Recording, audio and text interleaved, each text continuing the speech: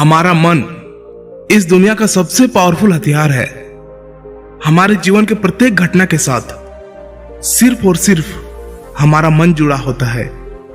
इस दुनिया में जितने भी ज्ञानी हुए, जितने भी सक्सेसफुल लोग बने, सिर्फ और सिर्फ अपने मन की शक्ति के कारण ही बने।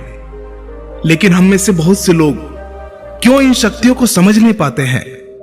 बुद्ध कहते हैं, हम भी इंसान हैं, आप भी इंसान हैं।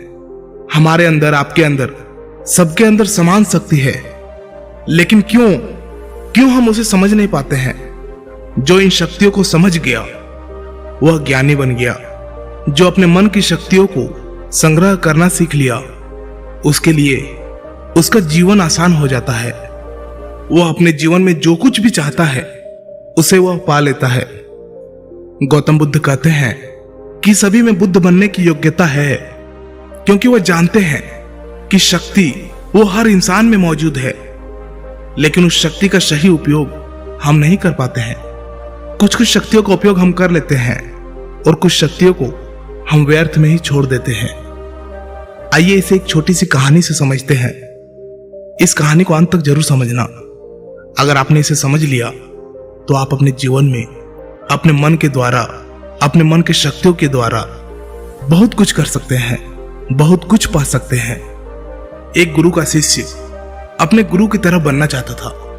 गुरु भी अपने उस शिष्य को अपने से महान बनना देखना चाहते थे, इसलिए उन्होंने हर तरह की शिक्षा उसे दी। लेकिन शिष्य को बहुत ही जल्द बहुत कुछ बनना था। शिष्य को हमेशा लगता था कि गुरु उसे सब कुछ नहीं बता रहे हैं, जिस कारण वो सफल नहीं हो पा रहा है। तब उसने सोचा, क्यों ना मैं गुरु का पीछा करूं। वो दिन भर क्या क्या करते हैं, क्यों ना मैं उन्हें देखूं। तब से वे छुप छुप कर गुरुदेव को देखने लगे। सुबह उठने से लेकर शाम तक गुरु क्या क्या करते थे, कहां जाते थे, कैसे ध्यान करते थे, कैसे भोजन करते थे, क्या बोलते थे, किस तरह चलते थे, ये सभी चीजें उनका शिष्य उसे छुप छुप कर देखने लगा। और वह भी वही सब कुछ करने लगा जो उसके गुरु दिनचर्या में करते थे। एक दिन गुरु ने सुबह देखा कि उनका शिष्य उनके साथ साथ चल रहा है। वह भी उस नदी में नहाया जहां पर गुरुदेव नहा रहे थे। वह भी उस चट्टान पर पहुंचा जहां पर बैठकर गुरुदेव ध्यान करते थे।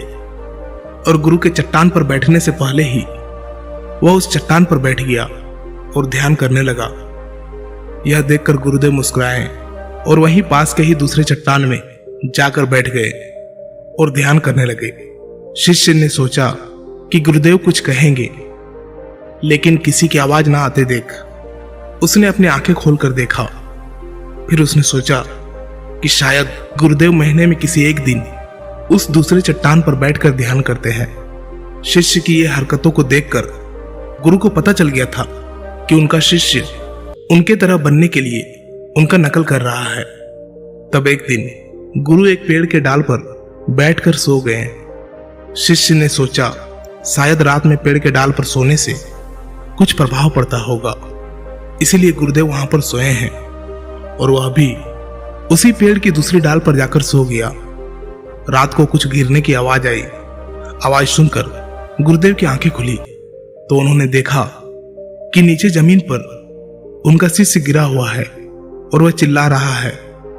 उन्होंने शिष्य को उठाया और कहा कि जब भी तुम बिना सोचे समझे किसी दूसरे के राह पर चलते हो या उसकी नकल करने की कोशिश करते हो, तब तुम ऐसे ही गिरोगे जैसे आज गिरे हो। शिष्य ने कहा, गुरुदेव मैं तो सिर्फ आपकी तरह बनने की कोशिश कर रहा था।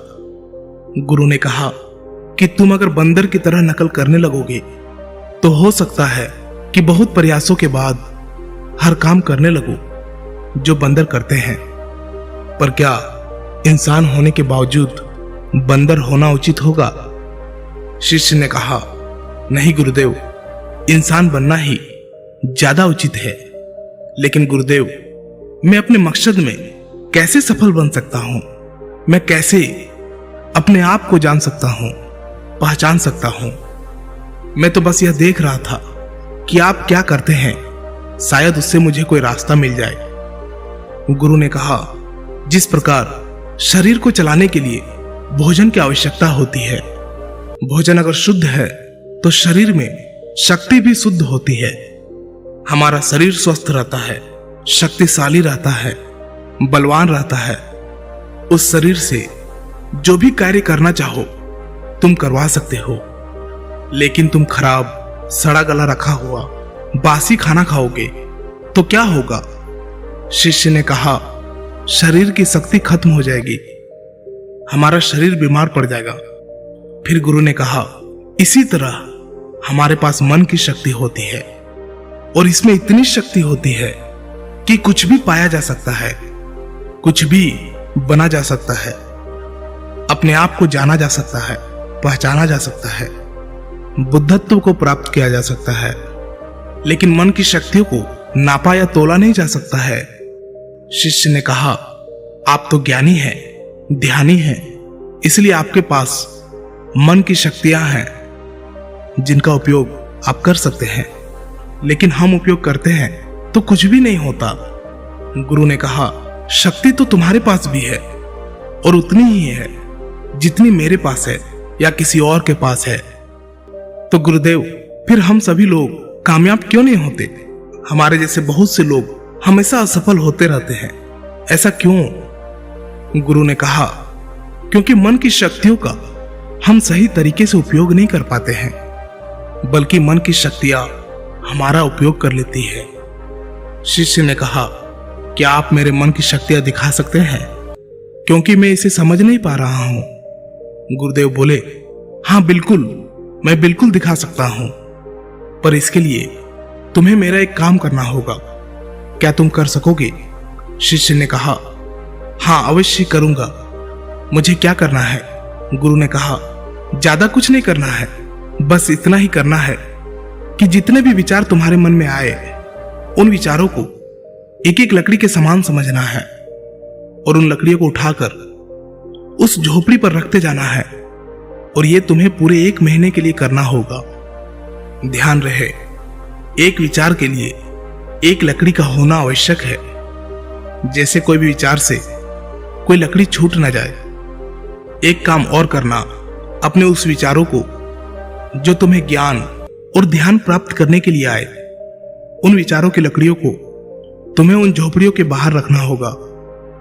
शिष्य ने कहा, जो आज्ञा गुरुदेव, आप जैसे कह रहे हैं मैं वैसा ही करूंगा।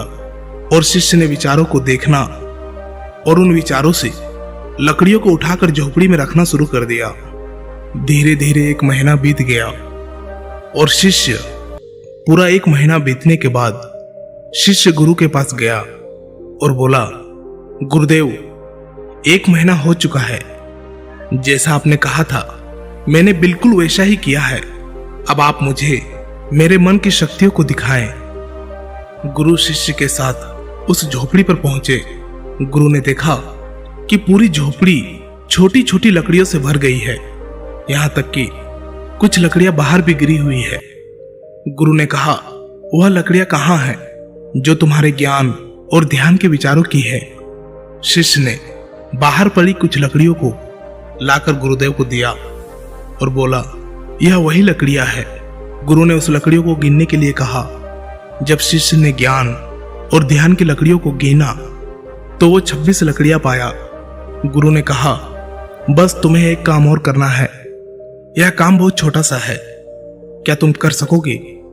शिष्य ने कहा, जी गुरुदेव, आप जो कहेंगे मैं जरूर करूंगा, बताइए मुझे क्या करना है।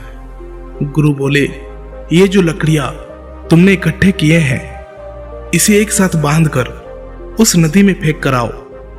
गुरु की ये बात सुनकर शिष्य घबरा गया और बोला, गुरुदेव ये कैसे हो सकता है? इतने लकड़ियों का भार मैं कैसे उठा पाऊंगा? गुरु बोले, क्यों नहीं उठा पाओगे? जब इतने विचारों का भार तुम दिमाग में रखकर घूमते हो तो इन लकड़ियों को क्यों नहीं उठा सकते? शिष्य ने कहा, लेकिन गुरुदेव विचारों में तो वजन नहीं होता। गुरु बोले, विचारों में भी वजन होता है। देखो, तुम्हारे बेकार के विचारों के नीचे तुम्हारे मकसद के विचार, ध्यान और ज्ञान के विचार कितने हैं? तुमने अपने मन की सारी शक्तियां इन बेकार के विचारों में लगा दी है। जो झोपड़ी में भरी पड़ी है, और केवल 26 लकड़ियों के साथ ही तुम ध्यान और ज्ञान को पाना चाहते हो। शिष्य ने कहा, आप ठीक कह रहे हैं गुरुदेव, पर मैं अब क्या करूं? गुरु ने कहा, तुम अभी अपने ज्ञान और ध्यान की ओर बढ़ना चाहते हो और यही तुम्हारा लक्ष्य है, तो इन बेकार के विचारों को नदी में बहा दो। शिष्य ने कहा, लेकिन गुरुदेव, इतनी सारी लकड़ियों को मैं सर पर नहीं उठा पाऊंगा। गुरु ने मुस्कुराते हुए कहा, तो एक एक करके इसे फेंक दो।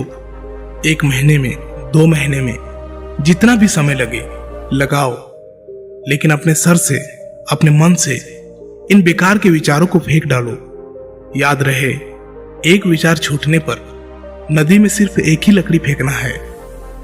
शिष्य ने जिन लकड़ियों को 1 महीना में इकट्ठा कर लिया था, उसे फेंकने में 3 साल लग गए।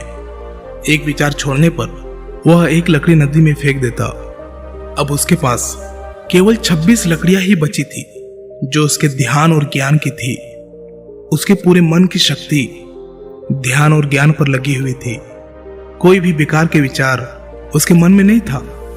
एक दिन ध्यान करते हुए वह उठा और गुरुदेव के पास गया और कहा, गुरुदेव, ऐसा लगता है कि मैं कहीं अटक गया हूं और मैं आगे नहीं जा पा रहा हूं। गुरु ने कहा, उन 26 लकड़ियों को छोड़ने का समय हो गया है, छोड़ दो उन्हें। शिष्य ने उन 26 लकड़ियों को छोड़ने में 1 साल लगा दिया, और जब उसने आखिरी लकड़ी को नदी में डाला, तब वो वही नदी के किनारे बैठ गया और बैठा ही रहा।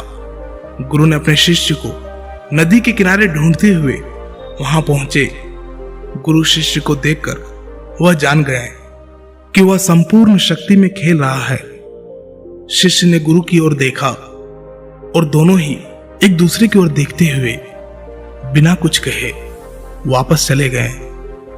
हमें भी अपने जीवन में मन की शक्तियों का उपयोग करना सीखना चाहिए।